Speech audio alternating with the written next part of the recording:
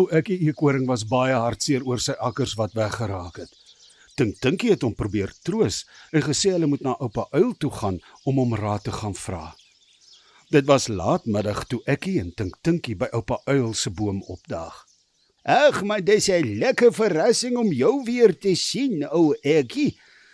Maar wat is dan fout, jong? Jy lyk asof 'n hond jou kos afgevat het, vra oupa Uil en skud sy vere reg, want hy kan sien, Ekkie Eekoring het iets baie belangriks op die hart. Ag, oupa Uil, sê Ekkie moedeloos. Toe ek vanoggend opgestaan het, het ek gesien die akkerboom se blare het begin verkleur. En toe het ek begin om die akkers bymekaar te maak om in my spens te bære vir die winter. Die ou akkerboom het nie hierdie jaar so baie akkers aan soos ander jare nie. Daarom het ek geweet, ek moet mooi werk daarmee, sodat ek deur die winter sal kom. Ja, Ekkie, sê oupa Uil en maak sy een oog toe, soos wanneer hy mooi luister. Ek het 'n hele klompie hoopies bymekaar gemaak. Toe is ek weer op na my huis toe in die boom om iets te gaan eet en 'n bietjie te rus voordat ek die akkerhoopies vanmiddag opdra na my spens toe. Maar toe ek onderkom, was al die akkerhoopies weg. Ai, maar hoe is dit dan moontlik, ou Ekkie? Jy is mos die enigste een wat die akkers eet. Ek dink iemand het jou akkers daar weggedra. Nou wonder ek net wie sou dit wees. Maar moenie bekommerd wees nie, ek het 'n plan.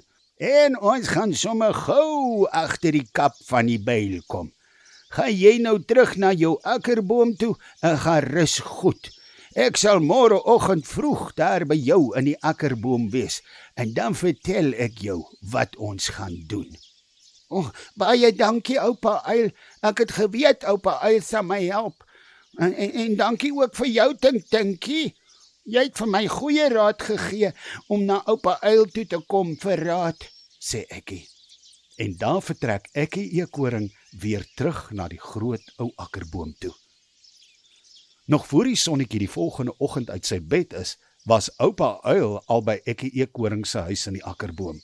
Môre, Ekkie, fluister oupa Uil. Ons moet maar siekies wees vir môre, want ons wil nie die slapende honde wakker maak nie. Maar hier is nie honde nie, oupa Uil, sê Ekkie met 'n groot frons op sy gesig. Ek weet, Ekkie, dit is maar 'n spreekwoord, jong.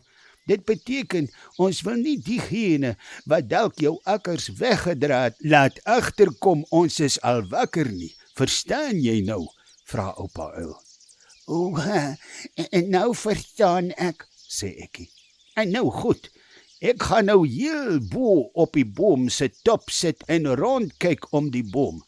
Gaan skud jy nou weer akkers af en dan gaan maak jy weer jou hoopies op die grond. As iemand jou akkers wegdra, gaan daardie swerkater dit sekerlik weer vanmôre doen. En dan kan ons hom op jeterdaad betrap, sê oupa Uil en maak sy vlerke sommer so 'n bak. Nou toe, aan die werk. Ek vlieg so lank op na die top van die boom toe. En daarmee is oupa Uil daar weg en Ekkie spring weer van tak tot tak om die akkers uit te skud. Toe dit weer tyd is vir middagete, het Ekkie al 10 hoopies akkers bymekaar gemaak. Hy was sommer lekker moeg van al die oggend se harde werk en klim toe weer op in die boom om ietsie te gaan eet by sy huis. Nadat hy weer van die heerlike akkermeelbrood geëet het en van die koel water uit die fles gedrink het, kon hy voel hoe die groot vaak weer oor sy oë wil sak. Nee, sê Ekkie. Ek kan nie nou gaan lê nie. Ek moet wakker bly. As oupa Uil hier aankom, moet ek reg wees. Dit was nie lank nie, toe hoor Ekkie 'n vreeslike gedoente onder die akkerboom. Hy loer uit, maar hy kan niks tussen al die blare deursien nie. Toe klim hy versigtig af tot onder, en jou waarlik, daar staan oupa Uil bo op Manie Meerkat. En in Manie se arms is 'n klomp akkers. Nou ja, toe ou Ekkie, nes ek gedink het, hier is jou akkerdief. Wat het jy vir jouself te sê, ou Manie Meerkat? Vra oupa Uil kwaai. Ag, oupa Uil, ek het nie geweet waarom kos te kry vir die winter nie, en toe sien ek skud die akkers uit die boom uit. Maar ek het gedink om vir my 'n paar van die akkertjies op te tel en in my huis te gaan sit. Ek het nog nooit akkers geëet nie, maar dalk hou ek daarvan. En dan het ek genoeg kos vir die winter, probeer Manie Meerkat. Nee, Amani, maar dit is mos nie hoe ons dinge hier in die bos doen nie, man. Jy het mos gesien hoe hard werk ek die eekhoring om die akkers bymekaar te maak. Ai, Manie, ek het dan gedink ons is vriende.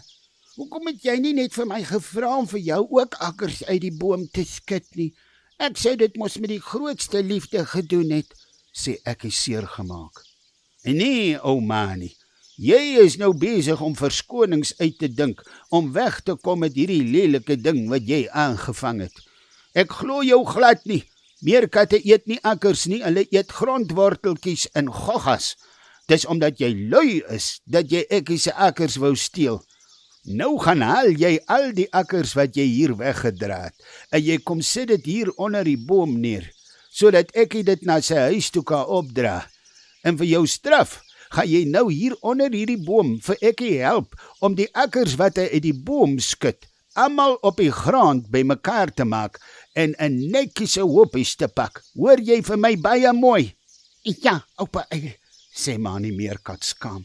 Ek is baie jammer omdat ek jou akkers wou vat, Ekkie. Ek beloof ek sal dit nooit weer doen nie. Nou toe, sê oupa Uil, aan die werk. Haal nou daardie akkers terwyl Ekkie nog akkers uit die boom gaan skud. En moenie dink ek gaan nou terugvlieg na my huis toe nie. Ek sit net hier om te kyk of jy doen wat jy beloof het. Daardie aand was Ekkie eekhoring se spens stampvol van die mooiste goudgeel akkers. En om vir oupa Uil dankie te sê vir sy hulp om die akkers weer terug te kry, het hy vir oupa en ouma Uil 'n heerlike varsgebakte akkermeelbrood saamgegee. En om vir Manie Meerkat te wys dat Ekkie hom vergewe het, het hy vir Manie genooi om die aand by hom te eet. Ekkie het 'n tafeltjie gedek onder die akkerboom en hulle het van die brood en Ekkie se spesiale swart bessie konfyt geëet. En daarbey het hulle die heerlikste akkerbas sap gedrink.